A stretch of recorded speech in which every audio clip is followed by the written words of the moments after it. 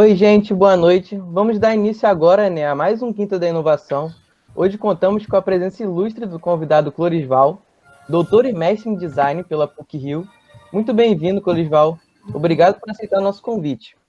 Eu sou o Caio Sarmães, sou aluno extensionista do Labit, e quem vai estar comigo hoje é a Júlia Barbosa e a Karina Correia, que também são alunas do nosso Labit. Para darmos início à conversa, eu queria que você se apresentasse para quem está nos assistindo. Tá bom. Bom, gente, olá, um prazer, obrigada pelo convite, ótimo estar aqui, né? Eu sou professor adjunto do curso de Comunicação Visual na Escola de Belas Artes, né, da Universidade Federal do Rio de Janeiro. A minha formação é em design, né, mestrado, doutorado em design, na área de tecnologia e sociedade, e tenho pesquisado, trabalhado muito na área de inovação social digital, impacto social mediado por tecnologias digitais, mídias cívicas, tecnologias cívicas e os processos de inovação social como um todo, né? Então vai ser um prazer conversar com vocês aqui hoje. Muito obrigado, Clorisval. Vamos dar início, às perguntas. Clorisval, como as redes sociais elas podem produzir inovação social e vice-versa? Como a inovação social pode contribuir na produção das redes sociais? Tá ótimo. Bom, ótima pergunta, né? Enfim, eu acho que a gente pensa em redes sociais, em geral a gente pensa muito no Facebook, né, no Instagram, nas mídias sociais como um todo, mas a gente pode pensar isso de uma forma mais ampla, né? A gente pode falar um pouquinho de cultura de redes, né, de tecnologias de redes, do impacto das tecnologias de redes na nossa sociedade, né? Essa ideia de culturas de redes, de tecnologias de redes, isso implica em novos modos de produção, né, novos modos de governança, novos modos de propriedade intelectual, né? A gente pode pensar nessa cultura digital, né, de conhecimento aberto, códigos abertos, né, licenças open source, né, e de um modo mais amplo, né, a cultura de redes como um todo, ela pode proporcionar cenários de produção de inteligência coletiva, produção de comunidades de aprendizagem, redes de intercâmbio. Além disso, tem toda a questão, né, da viralização, né, iniciativas que são desenvolvidas em rede tendem a viralizar, a gerar efeito rede, né, ter um efeito do crowdsourcing, da multidão, e, enfim, tem vários teóricos, né, que falam sobre cultura de rede, sobre o poder da multidão, do crowdsourcing, né, Yoshai Benkler, da Universidade de Harvard, o Clay Shirky, Don Tapscott, né, o Michel Bowens, da P2P Foundation, o Salim Ismail, né, que fala das organizações exponenciais, né, e principalmente dessa possibilidade, né, de geração de efeito rede, né, quando a rede permite uma abundância de conexões sociais, né, e isso é um fator que permite gerar inovação, né. Além disso, nesse contexto, a gente também pode pensar, pode falar, né, de diferentes iniciativas que envolvem tecnologias cívicas, ciência cidadã, produção de Fab Labs, né, tecnologias como Arduino, são tecnologias que se desenvolvem nesse meio, né, de tecnologias de redes de colaboração, né, a própria questão do do it yourself, né, essa disseminação do conhecimento, enfim, eu acho que a gente pode pensar, né, quando a gente pensa nas redes sociais, a gente pensar um pouco na cultura de redes, né, de uma forma mais ampla, e nas tecnologias de redes, né, como elas impactam os nossos modos de produção, de governança e de propriedade. Perfeito, Clorisval. Muito obrigado pela resposta. Agora, trazendo mais para essa questão da pandemia, né? Eu acho que várias coisas estão entrando em ênfase por causa de tudo que a gente viveu nesses últimos meses aí, quase anos.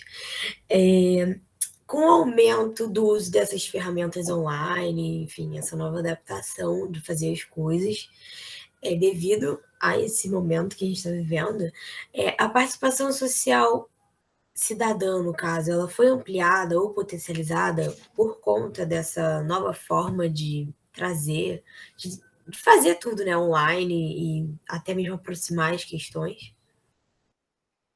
Olha, eu acho que sim, eu acho que em parte sim, né, enfim, a gente está vivendo um momento muito difícil, né, a gente tem um momento agora que a gente tem uma prioridade sanitária muito complexa, né, a gente passou aí por um processo de um ano, que foi um processo de inovação na ciência, né, o próprio desenvolvimento da vacina, né, foi um processo acelerado de inovação no campo da saúde, né, na questão ali do RNA, e toda essa solução, né, da questão sanitária, né, enfim, a gente teve um desenvolvimento de tecnologias hospitalares, respiradores, então teve uma aceleração muito grande nesse sentido, né, então um foco, uma prioridade nesse controle, né, da pandemia.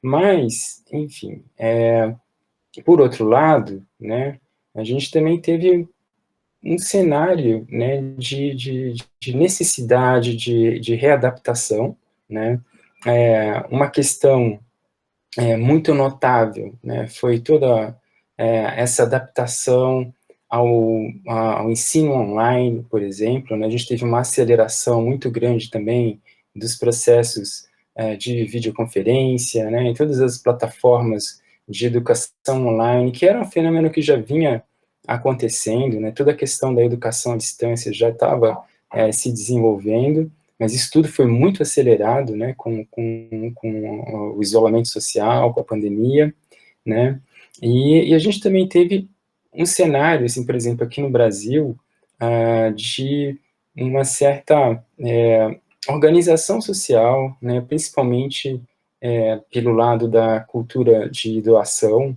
né, pela cultura de solidariedade. A gente viu muitas iniciativas de apoio, né, doação, coleta de alimentos, muitos coletivos, plataformas, né, de doação, de distribuição, de apoio, né, enfim, a gente tem no Brasil uma certa cultura de solidariedade, né, de apoio, e isso também aconteceu bastante, né, durante esse processo de pandemia, né. Enfim, se fala muito que crises também são espaços de oportunidade, né, e a gente viu também uma mudança, né, em processos logísticos, né, um crescimento muito grande de redes de entrega, por exemplo, toda a área de produção orgânica é uma área que cresceu bastante, e muito por inovação na área de logística, né, a gente viu aí algumas startups, né, de cestas de alimento, crescendo bastante. Então, enfim, a gente às vezes acaba vendo, né, que existem um nicho aí de oportunidades na pandemia, né, e isso aconteceu em alguns segmentos, né, embora a gente entende que a gente ainda está vivendo em um momento muito difícil, né, onde a questão sanitária, né, e a saúde ainda é uma grande prioridade. Obrigada pela resposta, Corisval. Acredito que você tenha tocado em pontos muito importantes. De fato, a participação cidadã, a solidariedade foi muito importante nesse momento. E, sem dúvidas, a inovação contribuiu para isso cada dia que nós passamos dessa pandemia. Bem, e quanto ao design, né, eu queria te perguntar sobre quais seriam os processos ou ferramentas, né, do design que facilitam e apoiam esses processos de inovação. Ah, legal.